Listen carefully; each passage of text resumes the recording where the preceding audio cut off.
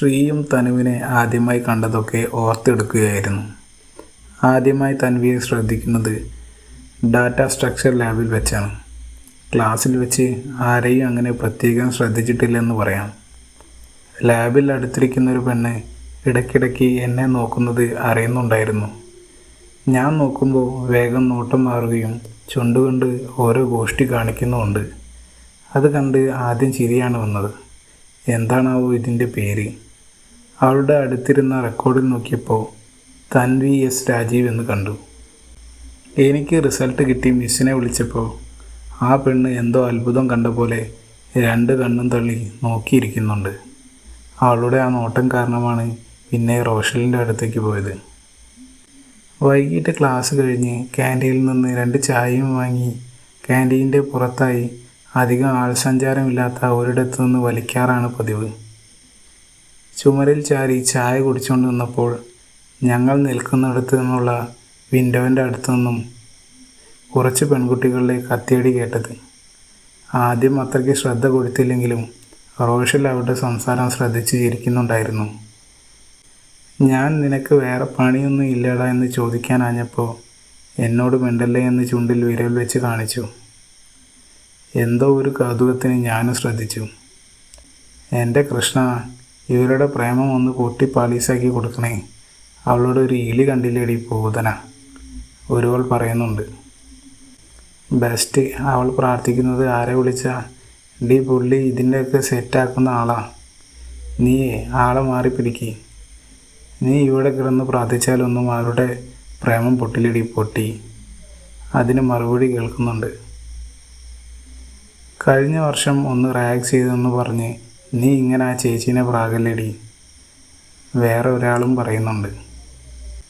നിനക്കൊന്നും പറഞ്ഞാൽ മനസ്സിലാവില്ലേടി. ഹോസ്റ്റലിൽ ജീൻസ് ഇട്ടെന്നും പറഞ്ഞ് ഈ പൂതന എന്നെ 4 വട്ടമാടി അവളുടെ 3rd ഫ്ലോറിലുള്ള റൂമിലേക്ക് സ്റ്റെപ്പ് കയറ്റിച്ചത്. അതും പീരിയഡ്സ് ആയിരുന്നപ്പോൾ. അന്ന് എനിക്കുണ്ടായ നടുവേദന മറക്കുമോ ഞാൻ? അവൾക്ക് റൂമിൽ വെള്ളം കൊണ്ടു കൊടുക്കാൻ പറഞ്ഞപ്പോൾ ഞാൻ അവളുടെ ബോട്ടിലിൽ നോർമൽ വെള്ളം കൊണ്ടു കൊടുത്തു.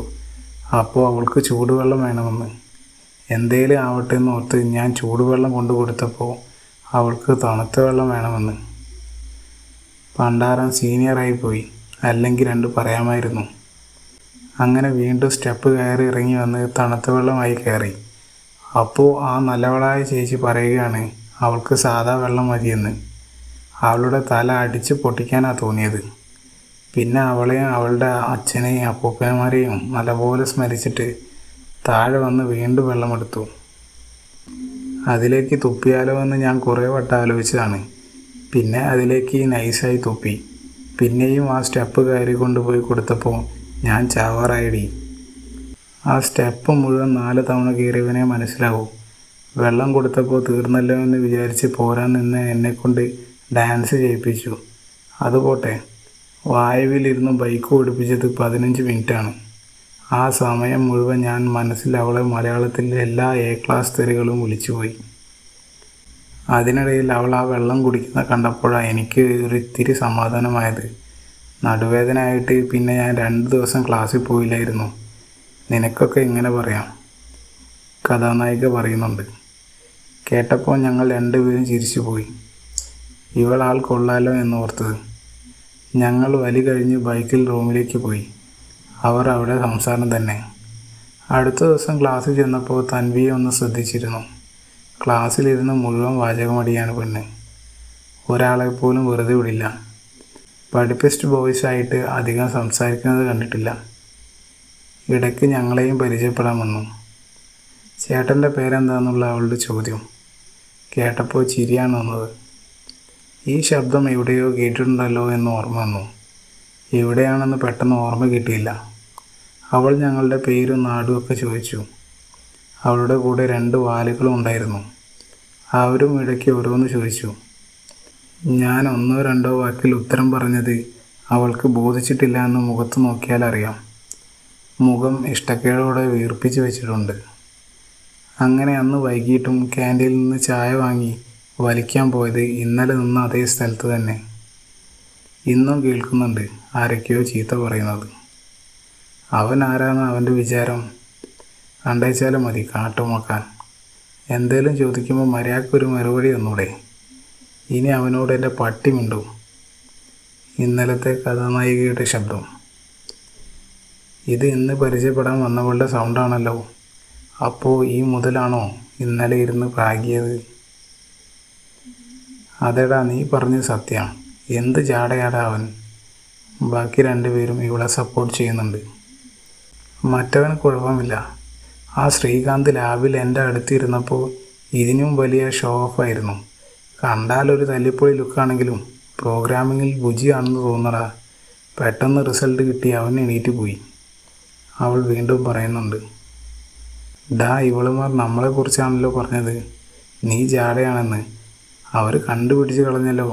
എനിക്ക് ഗുഡ് ബോയ് ഇമേജ് ആണെന്ന് തോന്നുന്നേ, റോഷൽ പറയുന്നുണ്ട്. എന്നാൽ ഇവർ കണ്ടാൽ എന്ത് പാവം പിള്ളേരാടാ, റോഷൽ വീണ്ടും പറഞ്ഞു. അങ്ങനെ മിക്കവാറും ദിവസങ്ങളിൽ ഇവരുടെ കത്തിയടിക്കും രഹസ്യങ്ങളും വഴക്കുകൾക്കും പ്ലാനുകൾക്കും പരദൂഷണങ്ങൾക്കും കമൻ്റടികൾക്കും കേൾവിക്കാരാകാൻ ആവേണ്ടി വന്നിട്ടുണ്ട്. രാഷ്ട്രീയം വരെ ഇവരുടെ ചർച്ചാ വിഷയമാണ്. പല പെണ്ണുങ്ങളെയും അടുത്തറിയാൻ പ്രേമിക്കുകയും ചെയ്തിട്ടുണ്ട്. പക്ഷേ അവരൊക്കെ എത്ര പാവങ്ങളാണെന്ന് ഇവരുടെ സംസാരം കേട്ടപ്പോൾ മനസ്സിലായി. ഇതുങ്ങളെ നല്ല തലതെറിച്ച ഐറ്റംസാണ്. മലയാളത്തിൽ അത്യാവശ്യം വേണ്ട തെറികളൊക്കെ ഇവളുമാർ നല്ല മണി പോലെ പറയും. ചെക്കന്മാരെ കടത്തി വെട്ടും മൂന്നെണ്ണവും. ഇവരുടെ കമൻ്റടിയും മാർക്കിടലും കേൾക്കുമ്പോൾ പരിസരം മറന്ന് പൊട്ടിച്ചിരിക്കാറുണ്ട്. അതിനുശേഷം ഇവളുമാരുടെ മുന്നിൽ പിന്തിരിഞ്ഞ് നിൽക്കാൻ വരെ പേടിയാണ്. നമ്മളാണുങ്ങൾ മിക്കവാറും പെണ്ണുങ്ങളെ മാത്രമേ സ്കാൻ ചെയ്യൂ. ഇവർക്ക് ആണ് പെണ്ണ് എന്നൊന്നും വ്യത്യാസമില്ല. എല്ലാവരെയും വായി നോക്കി കമൻ്റ് ഇടും. വല്ലാത്ത ജനുസാണ്. ഇതിനിടയിൽ ഇവരുടെ കോപ്രായങ്ങൾ കാണാൻ ക്യാൻറ്റീനിൽ അകത്തിരുന്ന് ഇടയ്ക്ക് ചായ ഞങ്ങൾ കുടിക്കാനും തുടങ്ങി. തുടരും.